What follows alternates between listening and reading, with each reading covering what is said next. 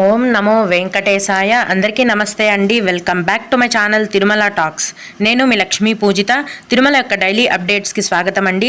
తిరుమల దర్శనానికి సంబంధించిన latest updates కోసం మన ఛానల్ యొక్క టెలిగ్రామ్ గ్రూప్లో మరియు వాట్సాప్ ఛానల్లో జాయిన్ అవ్వగలరు. వాటి యొక్క లింక్ అనేది ఈ వీడియో కింద డిస్క్రిప్షన్లో మరియు కామెంట్ సెక్షన్లో ఇవ్వటం జరిగింది.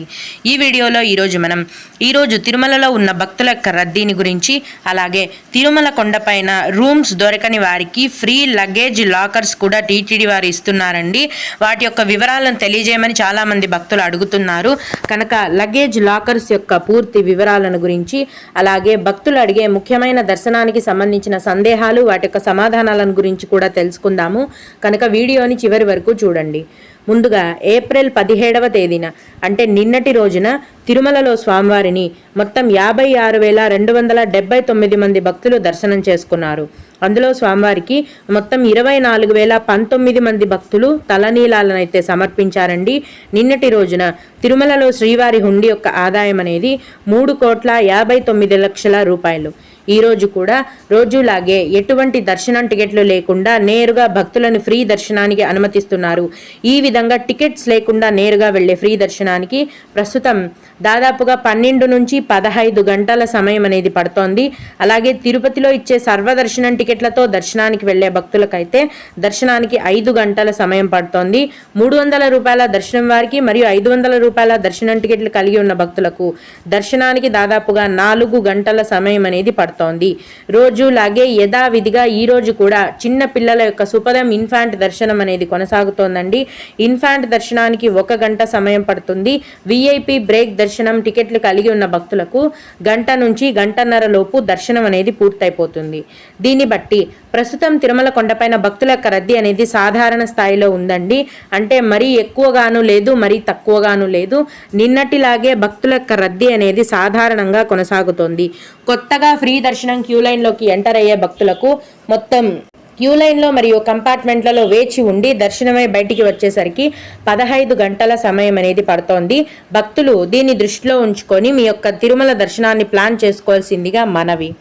ఇప్పుడు తిరుమలలో కానీ తిరుపతిలో కానీ టీటీడీ వారి రూమ్స్ దొరకని భక్తులకు ప్రతిరోజు కూడా టీటీడీ వారు ఫ్రీ లాకర్స్ని ప్రొవైడ్ చేస్తున్నారు.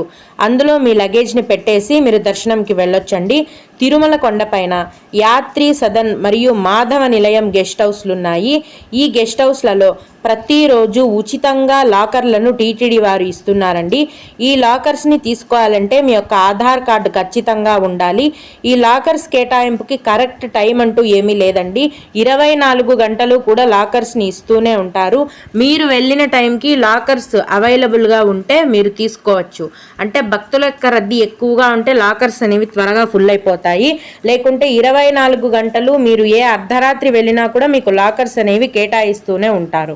అయితే ఈ లాకర్స్ని తీసుకున్న భక్తులకు 1 రోజుకి మాత్రమే లాకర్ని కేటాయించడం జరుగుతుంది. మళ్ళీ దాన్ని ఎక్స్టెండ్ చేయడం లాంటివేమీ లేదండి. మీరు ఏ టైంకి తీసుకున్నారో లాకర్ని మరుసటి రోజు అదే టైంకి ఆ లాకర్ని చెక్అవుట్ చేయాల్సి ఉంటుంది. అలాగే తిరుపతిలో అయితే ప్రతిరోజు కూడా విష్ణు నివాసం కాంప్లెక్స్లో ఉచితంగా లాకర్లను టీటీడీ వారు కేటాయిస్తున్నారండి. ఇక్కడ కూడా 24 గంటలు లాకర్స్ని ఇస్తూనే ఉంటారు. భక్తుల యొక్క రద్దీని బట్టి లాకర్ ఫుల్ అవుతుంది. ఈ లాకర్ని తీసుకోవాలంటే కూడా మీ యొక్క ఆధార్ కార్డు అనేది ఖచ్చితంగా ఉండాలి. ఈ విధంగా తిరుమలలో మరియు తిరుపతిలో టీటీడీ వారి రూమ్స్ దొరకలేదని బాధపడే భక్తులు ఈ ఫ్రీ లాకర్స్ని తీసుకొని మీ లగేజ్ని అందులో పెట్టేసి మీరు స్వామివారి దర్శనానికి వెళ్ళొచ్చు. ఇవండి ఫ్రీ లగేజ్ లాకర్స్ యొక్క పూర్తి వివరాలు. ఇక కొందరు శ్రీవారి భక్తులు అడిగే ముఖ్యమైన దర్శనానికి సంబంధించిన సందేహాలు, వాటి యొక్క సమాధానాలను గురించి తెలుసుకుందాము. ఇవి అడిగిన వారికే కాకుండా దర్శనానికి వెళ్ళే ప్రతి ఒక్కరికి కూడా ఉపయోగపడతాయండి. ఒక భక్తుడు తిరుమలలో రూమ్ కావాలి, ఎక్కడ బుక్ చేసుకోవాలి, లేదా ఆన్లైన్లో బుక్ చేసుకోవచ్చా అని అడిగారు. ఆన్లైన్లో కేవలం ఎవరైతే దర్శనం టికెట్లు బుక్ చేసుకొని ఉంటారో వారికి మాత్రమే రూమ్స్ అనేవి బుక్ అవుతాయండి. ఆన్లైన్లో దర్శనం టికెట్ బుక్ చేసుకొని వారికి రూమ్స్ కావాలంటే తిరుమల కొండపైన ప్రతిరోజు సిఆర్ఓ ఆఫీస్లో ఉదయం 5 గంటల నుంచి మధ్యాహ్నం వరకు రూమ్స్ని కేటాయిస్తారు.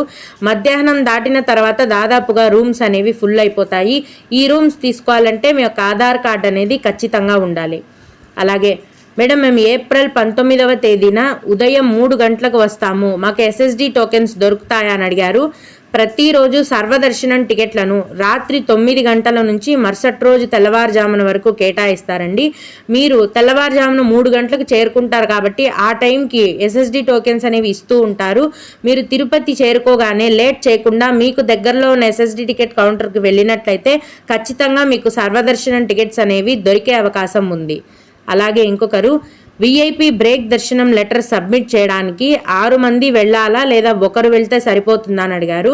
ఆ లెటర్లో మెయిన్ పర్సన్ ఎవరైతే ఉంటారో వాళ్ళు వెళ్తే చాలండి. మిగతా 5 మంది యొక్క ఆధార్ కార్డ్ డీటెయిల్స్ని తీసుకొని వెళ్ళి అక్కడ సబ్మిట్ చేస్తే మీకు టికెట్స్ అనేవి ఇస్తారు.